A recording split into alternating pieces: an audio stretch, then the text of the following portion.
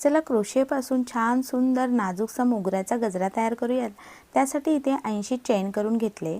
आता off white रंगाचे उलन घेऊन एका चेनमध्ये अटॅच केलं। आता तिथे 3 चेन करून घ्यायची आणि अटॅच केलेल्या ठिकाणी ती चेन इन्सर्ट करायची। आता इथे डबल क्रोशे करायचे 5। सुईवर धागा घ्यायचा आणि पहिले 2 नंतर 2 असे आपल्याला तो धागा सोडायचा। अशा तऱ्हेने 5 डबल क्रोशे करायचे, म्हणजे जी पहिली चेन केलेली आहे ती पकडून 6 खांब तयार होतील। आता व्हिडिओत दाखवल्याप्रमाणे पहिल्या चेनच्या ठिकाणी सुई इन्सर्ट करायची आणि असा एक पफ तयार करायचा।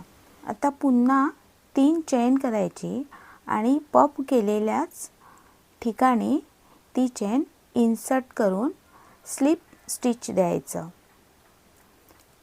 आता पफच्या बाजूच्या चेनमध्ये एक स्लिप स्टिच द्यायची आणि आता पुन्हा त्याच्या बाजूच्या चेनमध्ये एक स्लिप स्टिच द्यायची आणि आता ही जी स्लिप स्टिच दिलेली आहे त्यामध्ये सेम पद्धतीने असाच एक पफ तयार करायचा आहे। तर अशा पद्धतीने डबल क्रोशे करून हा मोगऱ्याचा गजरा तयार होतो। आणि आता हे जसे जसे आपण पफ करत जाणार जो क्रोशाचा गजरा आहे तो राऊंड शेप मध्ये गोल गोल फिरत जातो। तुम्ही पण असा क्रोशाचा गजरा एकदा नक्की करून बघा।